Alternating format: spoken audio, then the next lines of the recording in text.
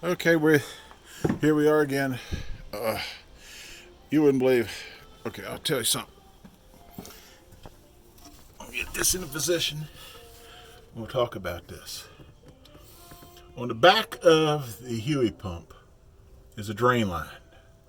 That large line right there hooked to that block going down. Do not take that loose. I spent a long time, more than 2 hours, forcing things to, because it's on a bind and you can't get that nut back up on those threads. Well, you can. I did. Very big pain in the butt. Okay, then my connector is made up to the back of the pump, high pressure line. It's made up in there. The jam nut that pushes the O-ring against the washer against the pump, that's in place, tight. Angled out, that's tight, going up to the IFS supply line. And then here is my pressure valve with new O-rings on it, or a regulator. That's all ready to go, and it just slips right in there, just as pretty, better than it did before.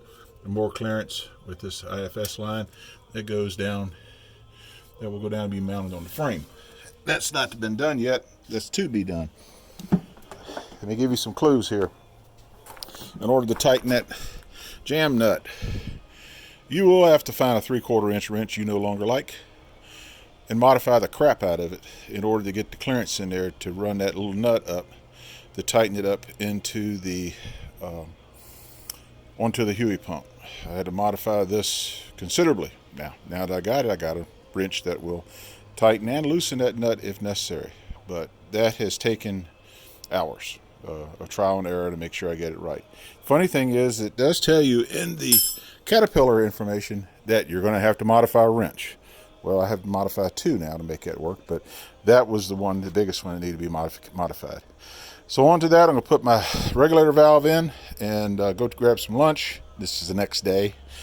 Beautiful day today. And go back and come back and mount the other line on the head, and then find a location for the high pressure filter,